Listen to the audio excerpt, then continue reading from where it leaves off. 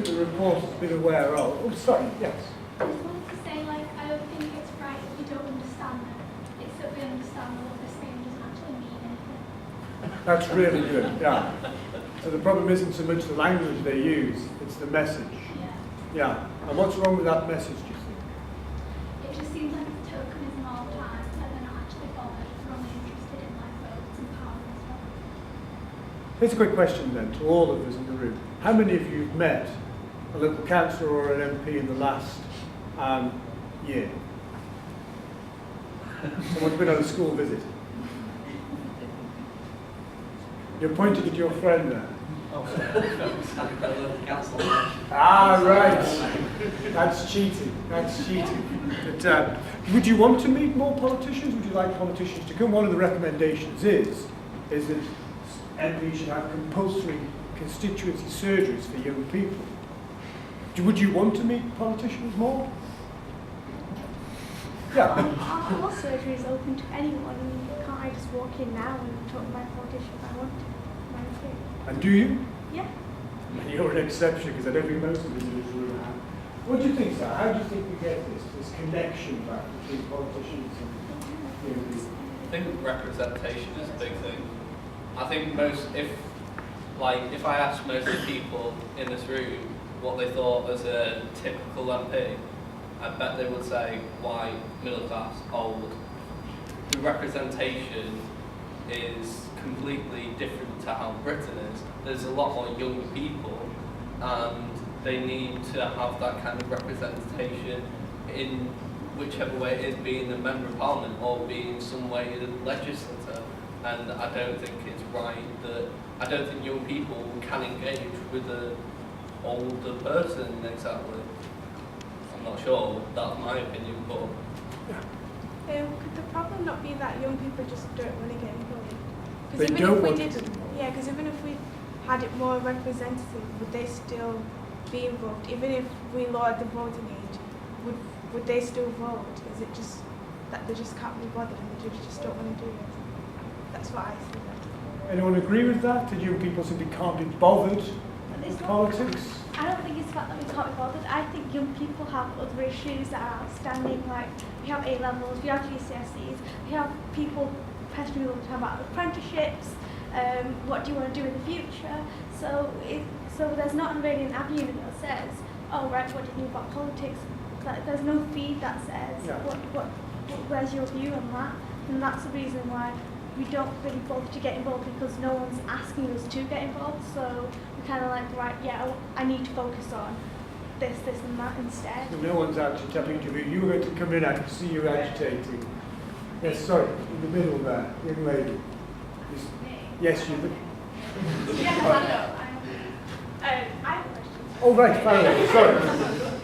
I was just thinking, I think it's more about impact. In traditional politics, I don't think young people have much of an impact, but like in democracy, you can see something happening or we like a competition. It's a question of impact. I'll throw that back to our panel. How can you convey and create a greater sense of impact? John, well, it's tricky when it comes back to the point that was made at the front about the conservatism, small c, of some of these proposals, and they are in a lot of ways because it's not a revolution book, let's be honest. But these proposals are about giving people voice. It's giving them at least a foot in the door. Whether you want to enter the room, given the state of contemporary politics is another matter. But these proposals are about giving young people voice and a chance to change aspects of our current system. Without that voice, how are you going to elicit change? In terms of measuring impact, it's extraordinarily difficult to measure impact directly. But if you have petitions, there is a measurable effect. If Parliament has to take up, for example, the suggestion was made earlier, if you have an e-petition and it has to be taken up by Parliament, a percentage of them each year, then at least you're getting the issue debated, you're raising it, and there is the potential for change. It's very, very difficult for any ordinary citizen to have a view on an issue, and that leads directly to policy change. So it's tough to make a direct impact. It's the more you participate, the more it is possible. I fully agree with that point. That the more you participate, the more possible it is. Because being cynical about it, politicians are looking more towards the older generation, and middle-aged people because they're the voters. That I guess is a bottom line that needs to shift. So as young people participate more, then actually the concerns that matter most to them will start to move up the political agenda. And we're seeing baby steps on that. And I think the area of youth social action is where the government's big society agenda has actually been most promising. Young people today are more likely than previous generations to get involved in their local communities, to volunteer. So as the profile of things like that also gets bigger, then hopefully more attention is paid to what young people want. I just will add to the conversation and say I think we're on to an important theme here, and I think that people are right, which is that the way that people are doing their politics is changing, and if you do careful survey work and measure online activism against kind of, I suppose, mainstream activism, there's a definite generational divide, and it's certainly the case that the younger generations are generally doing a higher proportion of online activism, not exclusively so, in that a lot of the older generations have also woken up to the opportunities of online activism as well. So I think that there are changing patterns in the way that people are engaging in politics, and they can get an immediate response in terms of clicking a petition and seeing the scale of popular support behind that petition. I suppose what I'd argue, though, is that it's a potential recipe for even more frustration in the political system if it turns out that people can express their views or make demands of the political system, but there seems no capacity in the political system to respond. And that's why I was quite keen on the idea of actually a binding referendum being forced once a year, because in a way that makes it plain to people that actually the decision is going to be theirs. And generally, UK Parliament, for example, I think has been open to the idea of having digital access and digital presentations, yet in all the research work that we've done on it, what we found is that almost all of that evidence and almost all of that input just gets simply ignored when it actually comes to the decision-making process, even when it comes sometimes to writing up the reports about what should be decided. So I think our challenge is both to recognise the variety of mechanisms that people are going to need to use to get involved in politics, but above all, and going back to the main theme I was trying to present, the problem's not with young people, the problem's with our political system. And we need to make more changes to our political system in order to make it more responsive not only to young people, but also to oldies like myself. Because I happen to be white, middle class, male. And do I feel represented by current politics? No. Over to you then, I understand. If we need to change the system, if you had the chance, if you could set the theme for a national referendum, what would it be? Mine would be young representation. That's mine, personally, mine is about getting young people represented. I think we need to change the system in terms of the way like young people want to vote, because one of the things here about getting everyone on the electoral register is a starter to try and getting young people interested in politics, because then they'll be like, well, what is the electoral register? How do I vote? Why would I vote? All these questions come out of it, and I think that's one of the things that we need to focus on. But it's definitely about trying to get young people to participate themselves, not only just in voting, but also going out there, which they're already doing, and going out there and signing an e-petition. Yeah, that's great, but then are you then going to go out there and then get your placard out and say no to fracking or anything like that? It's trying to get young people actually out there, not just sat at home on the computer saying, yeah, I'll sign that.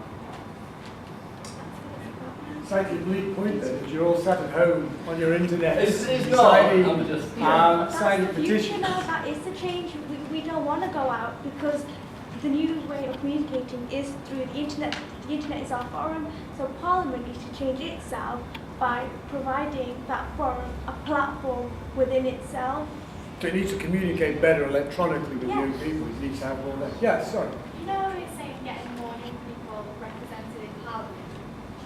For example, like the Labour Party has like a whole women shortlist. Would you be able to have young people shortlist? And therefore, like, young people might identify with politicians more. You beat me to the point. Excellent. Excellent. So you're talking about youth quotas to bring in some kind of representation. What do young people think about that? Should there be some quotas for numbers of young people? How many would agree with that?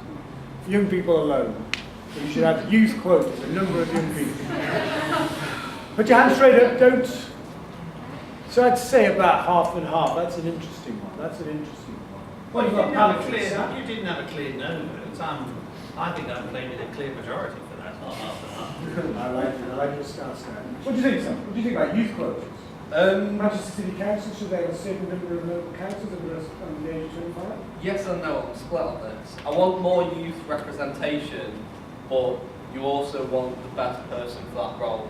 That's the problem with quotas, is you want some kind of new representation, but you also want the best person, best either knowledge.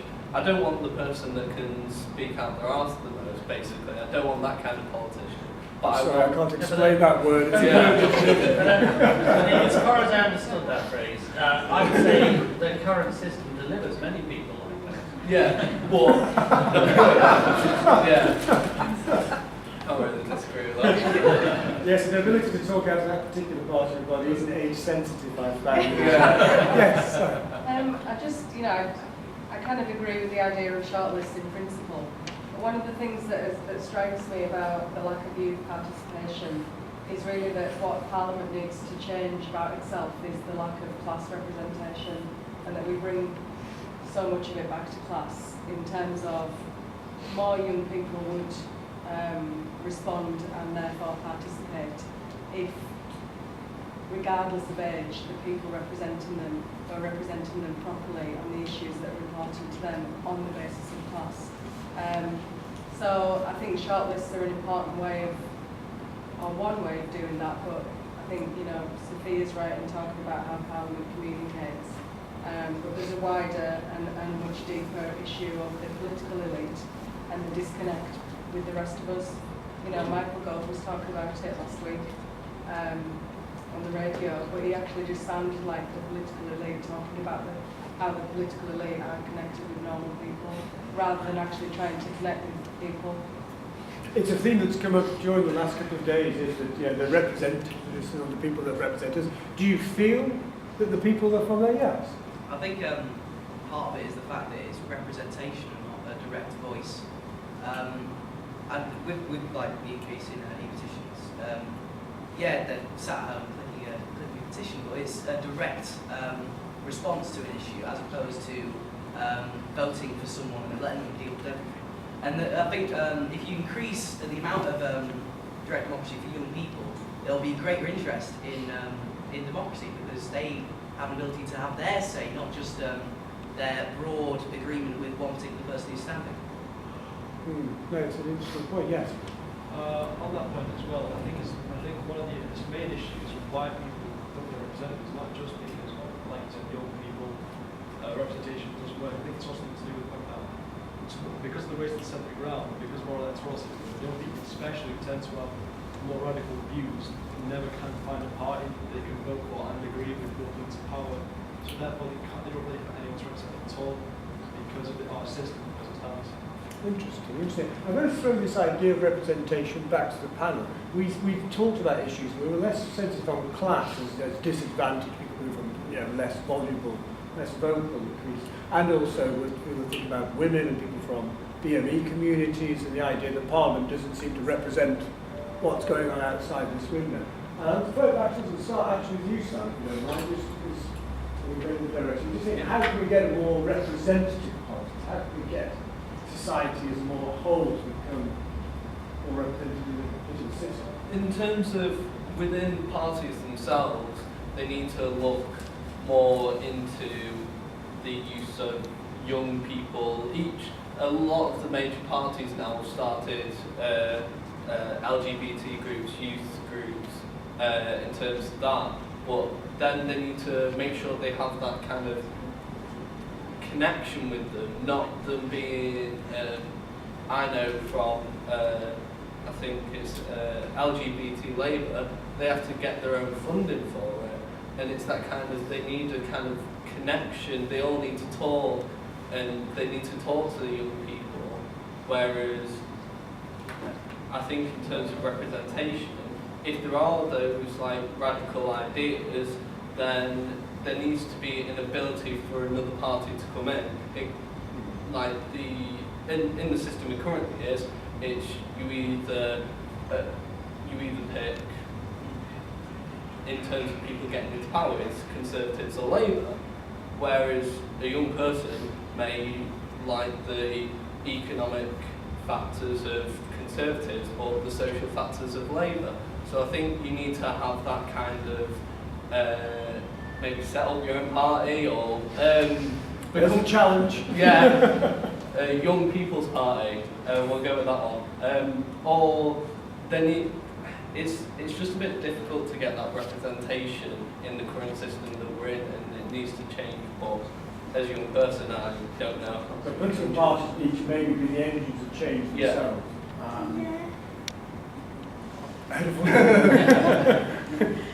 Gerry.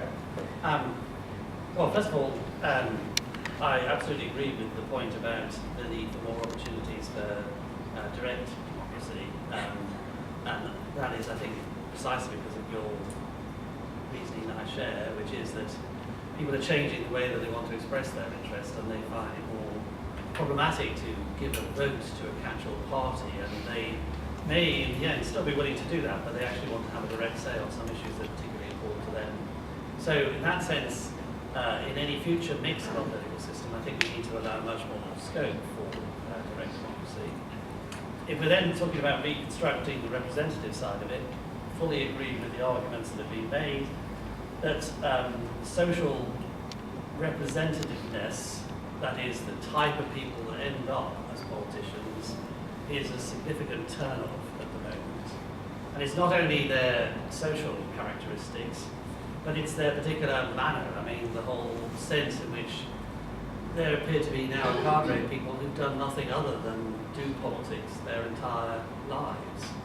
They probably started doing it through youth wings of political parties when they were 16 or something like that, and have just carried on through the system. And excellent, as I'm sure some people who go through that system actually are, and very caring and very engaged people, I do think we need to find a way of introducing people from much wider walks of life and with a much wider range of experiences in our representative institutions. And that brings me on to my final point, which is sometimes when I'm talking in a very friendly and supportive way to politicians, I say to them, actually, of course, representation is a noun, but it's also a verb, which is it's about representing. That was the original idea. It wasn't that you just got elected and that was it. It should be that the new technology, the opportunities of digital conversations, the opportunities that are now available to us, should make representing as a verb an awful lot more dynamic and an awful lot more straightforward and easy. It should be that politicians are able to talk through issues with people, are able to engage online with people, are able to talk to them about what they're debating and why they're trying to make the decisions that they are making. They have been so slow to do this. They love talking to one another, but they've forgotten that they are actually elected representatives, and representing is a verb which they should be doing a lot more of. Excellent. Yeah, I mean, I agree with a lot of what was said there. I think engaging online is so important. And I mean, we've got a recommendation here about having annual surgeries, whereas actually having online surgeries with young people would potentially be an incredibly powerful way to engage young people. And we have, a colleague of mine was doing a session on a kind of a Guardian piece where people were writing in questions, she responded in real time, back and forth, and if politicians were willing to do that, with young people, I think that would be very, a really good way of engaging. In terms of the increasing the representation, just speaking personally, I think quotas, to some extent handled properly, might not necessarily be a bad thing. To try and force the issue slightly so that we get to a point where actually quotas might not be necessary anymore. I mean, that tends to be my view on affirmative action in general. It's not always a bad thing if the end point is where you don't need policy anymore. Yeah, picking up on that, instinctively I'm against quotas, but I think they are a necessary evil. There's still a grotesque underrepresentation of women within Parliament, and the only way that's going to be addressed, I don't think we're going to get sufficient attitudinal change within the party, so the only way you can address it probably is via quotas until it's addressed. How important is it that Parliament represents the population as a whole? I think it is very important. But we shouldn't think that Parliament is just full of older people. Actually, the average age of an MP has actually fallen if you look at the figures over the last couple of decades. It may not seem like that visually, but we watch it. I think the problem with Parliament is its image. When you see the infantile vote scoring at PMQs, and it's an embarrassment.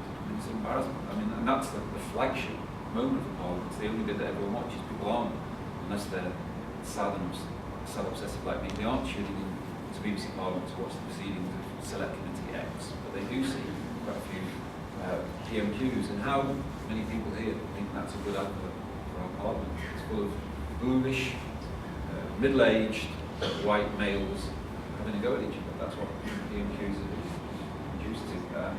So I think Parliament does need to change in representation in terms of become much more reflective of society that it's supposed to be representing. So I think it's an important issue, and I think quotas in the short term will help. I don't think we can go back. It was an interesting point about the social class. The fact is, we are now 2/3. We've gone from the pyramid to the diamond-shaped society. 2/3 of us are middle class now. So I'm not sure that we'll ever go back to levels of significant working class representation, or I would accept working class are underrepresented within Parliament. I can confirm when you go to John's house, there are two channels that he watches. One is Sky Sports 1, and the other is the Parliament channel. It's not the viewing habits of a healthy man in my view. Yes? Interesting point on the quotas, and maybe to sort of flip it slightly, would be, and this would be a way of engaging the party with the young people more so, to stand Parliament at the moment was £500 deposit. Get rid of the deposit for unspent vote, and I'm pretty sure you probably suddenly find parties suddenly instinctively have a lot more young people as their candidates, and might encourage young people without the financial restraint that can bring to stand independently if they want to. Or maybe reduce it for young people, Yeah. so that only young people don't have to pay it. That's possibly a good idea. That's interesting. Sorry, James. A lot of really interesting points. I mean, I think the sort of idea as well is that you find ways of contact between young people, politicians, public officials, between elections is really important. Because if you just wait for that moment where you come to the electoral cycle just before the next election and someone's trying to get your vote, it seems very cynical, because it probably is. Because people are trying to get your vote. And so it's about finding the contacts between elections, which is really important. But also something else we do very badly in this country is this idea of protest. So if someone goes on a demonstration, whether it's a Iraq protest or tuition fees or whatever, it seems like not just by politicians but also by the media that they're actually being somehow ostracised for participating in this demonstration. They're some sort of outside of the system, and other countries do it a lot better, particularly in Scandinavia, bringing people who are the heads of those protest movements in to talk to policymakers and politicians and find out what they want. There's no real sense that this current wave of youth protest has been any attempt by politicians of any parties really to engage in the issues that young people have actually been out in the street, doing. So, I think that's a real problem as well. No, it's a very good point. I just want to sort of take a slight detour and go back to the representativeness. And I'm sure you're aware that this is a fine-looking panel, a fine spread of ages and specimens, but as a whole, They are sort of the equivalent of take that. Or not. But you might notice a slight gender imbalance. Now we did try to. I've got no idea who take that is. So. You're very unfortunate. If you can get to one direction and not know who they are, you really have hit the heights. We did try and we did have a young female councillor, Bev Craig, who was going to be here. Unfortunately, she couldn't make it in the end. But Vice Chair of the Association, Dr. Jackie Briggs, who's here from the University of Lincoln, has written a chapter in this volume on young women in politics. I wonder if you want to just say a little bit, Jackie, about how you think, what are the problems about getting young women particularly involved in politics? Well, I think we need to get young women to see that politics matters to their lives and that issues that affect their lives are issues that politicians ought to take seriously.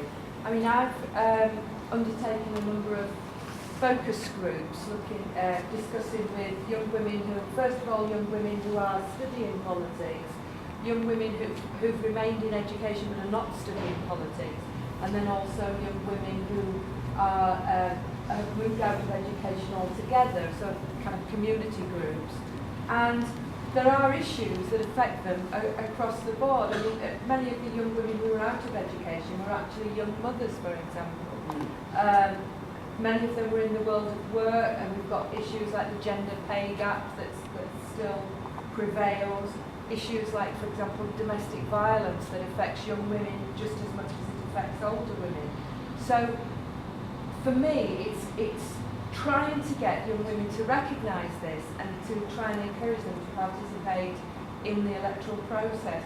I mean, at the last general election, although it was an improvement in terms of turnout for young people as a whole, the 18 to 24-year-olds, the youngest category as cephologists examined, it went up 7% to 44%.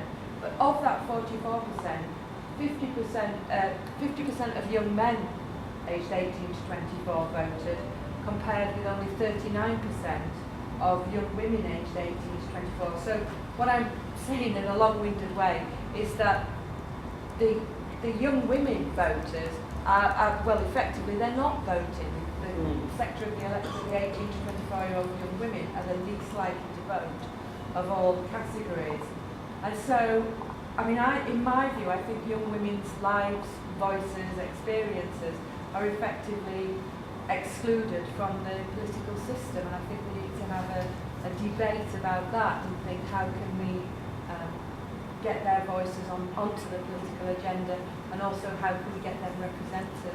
I'm particularly interested to hear the question about social class as well, because I think there are real parallels here. Yeah.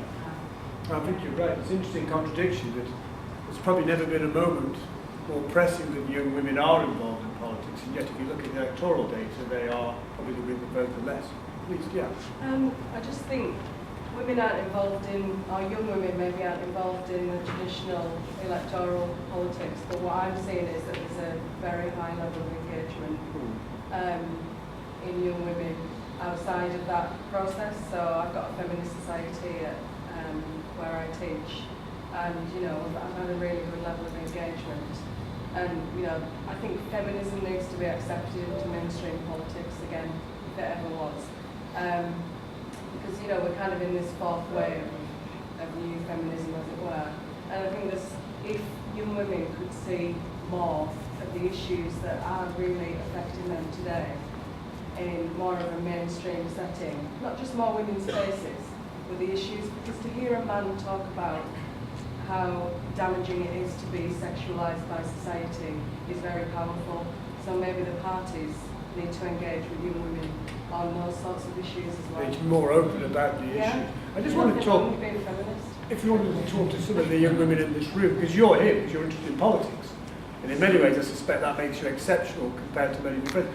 And do you talk to your friends about politics, and your friends talk to you about politics? How do we get more young women involved in politics is a crucial question. Anyone have any ideas? Yeah. I think the main issue is whenever you hear about women in politics, it's always bad. It's always they've done something bad, or they've made a failure, or they've done something wrong. Like on the Daily Mail, they're always talking about what female politicians were or something. So it feels like they're more criticised you would be if like you were a man going into it. She feels very masculine environment, critical environment to politics. I don't feel like I'd be looked at as another politician. I feel like I'd be looked at as sort of just, I don't know how to phrase it. It's different. Yeah. It's an interesting point, yes. I also don't think it's how like all the scandals that the Lib Dem MPs and how they treated young women in their party. I think that would put people off anyway if these old men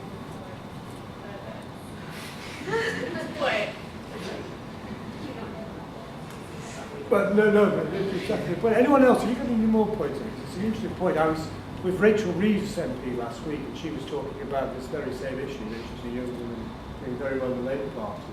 And she was saying that the environment of Parliament is still very masculine, it's not female friendly. And it goes back to John's notion about the Prime Minister's questions. I don't know what to say more. Well, speaking of the Daily Mail point, you're quite right. I mean, I think it is harder for a woman in politics. The viciousness that the Mail in particular, the stories that some of them run. It brings to mind the MP for where we're sat, Lucy Powell, Manchester Central. Daily Mail ran the story, Britain's laziest MP, and that she voted less than any other MP in divisions voting lobby. It turned out she'd been maternity leave on the baby. The Daily Mail never retracted the story. They had this image of the person.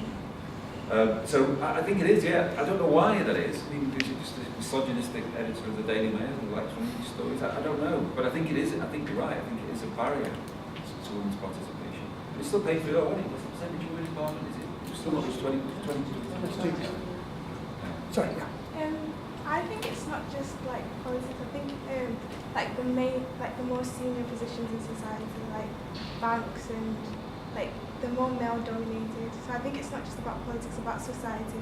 Like the important positions, they tend not to include women, and I think that's what needs to change. Like so it's a wider social issue. Yeah. Here. Right. Yes. Yeah, just to relate to that, what the recommendations, which I do appreciate. They don't really address the invisible power structures and relations and practices that continue to either exclude people or socialize them into the roles that